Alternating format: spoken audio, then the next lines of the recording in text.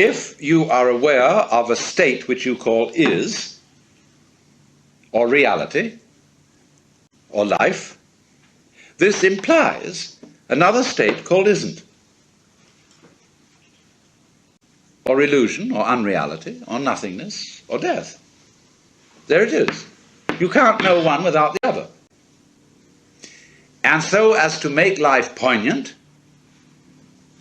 it's always going to come to an end.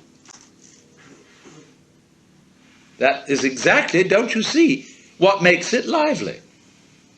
Liveliness is change, is motion. And motion is going like this, see, going to fall out and be gone.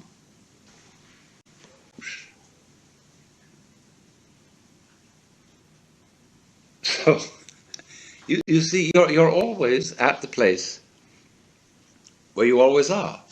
Only it keeps appearing to change. And you think, wowee, a little further on we'll get that thing. I hope we don't go further down so that we lose what we already have. But that is built into every creature's situation, no matter how high, no matter how low. So, in this sense, all places are the same place. And the only time you ever notice any difference is in the moment of transition. When you go up a bit, you gain. When you go down a bit, you feel disappointed, gloomy, loss. You can go all the way down to death. Somehow, there seems to be a difficulty in getting all the way up.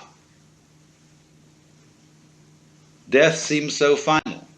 Nothingness seems so very, very irrevocable and permanent. But then if it is, what about the nothingness that was before you started? So don't you see, what we've left out of our logic, and this is part of the game rule of the game that we are playing, the way we hoodwink ourselves is by attributing powerlessness to nothingness. We don't realize that is a complete logical fallacy. On the contrary, it takes nothing to have something. Because you wouldn't know what something was without nothing. You wouldn't know what the form is without the background space. You wouldn't be able to see anything unless there were nothing behind your eyes. Now imagine yourself with a spherical eye. You can see all around. But now what's in the middle? See? Even if I have all this behind me in view, suddenly I will find that there is something in the middle of it all. There's a hole in the middle of reality. Like now, there seems to be not so much a hole but a wall. But any animal which had eyes in the back of its head would have the sensation I'm describing. Now, you may say to me, well, all that's wishful thinking. Because when you're dead, see? Now, wait a minute. What's that state of consciousness that talks in that way? This is somebody saying something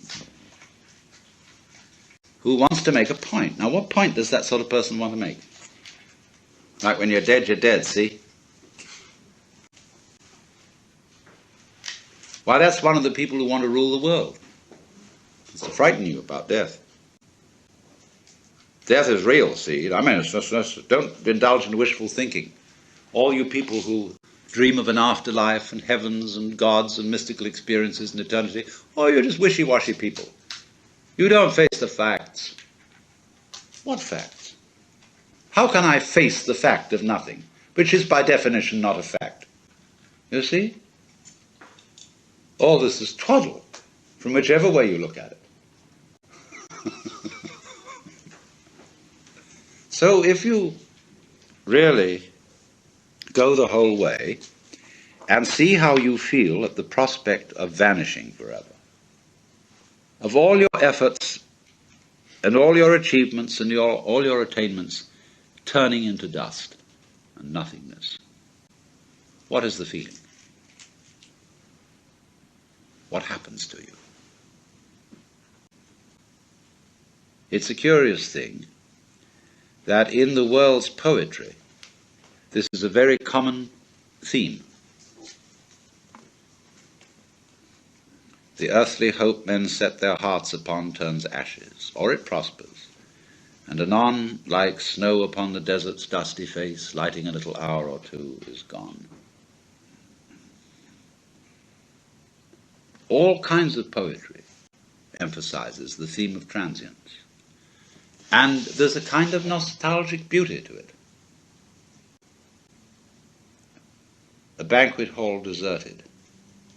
After the revelry, all the guests have left and gone their ways, and the table with overturned glasses, crumpled napkins, breadcrumbs, and dirty knives and forks lies empty. And the laughter echoes only in one's mind.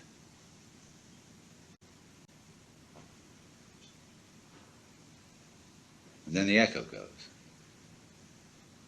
The memory, the traces are all gone. That's the end, you see.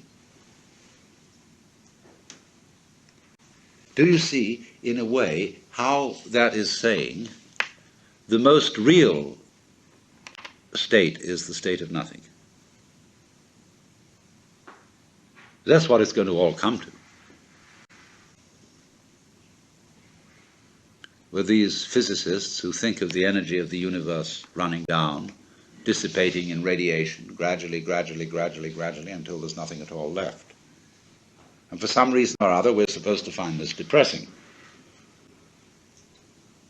But if somebody is going to argue that the basic reality is nothingness, where does all this come from? Obviously from nothingness. Once again, you get how it looks behind your eyes, see? So cheer up, you see. This is what is meant in Buddhist philosophy by saying we are all basically nothing. When the sixth patriarch says the essence of your mind, that's how it is behind your eyes, is intrinsically pure. The pure doesn't mean a non-dirty story state of mind, as it is apt to mean in the word Puritan. Pure means clear, void. So you know the story when the sixth patriarch was given his office as successor. Because he was truly enlightened, there was a poetry contest.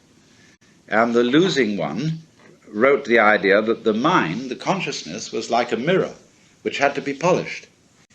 And constantly I have to polish my mirror. I have to purify my mind, see?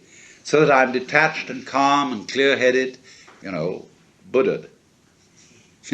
But the one who won the contest said, there is no mirror.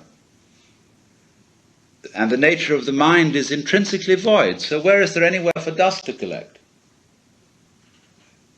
See? So in this way, by seeing that nothingness is the fundamental reality, and you see it's your reality, then how can anything contaminate you?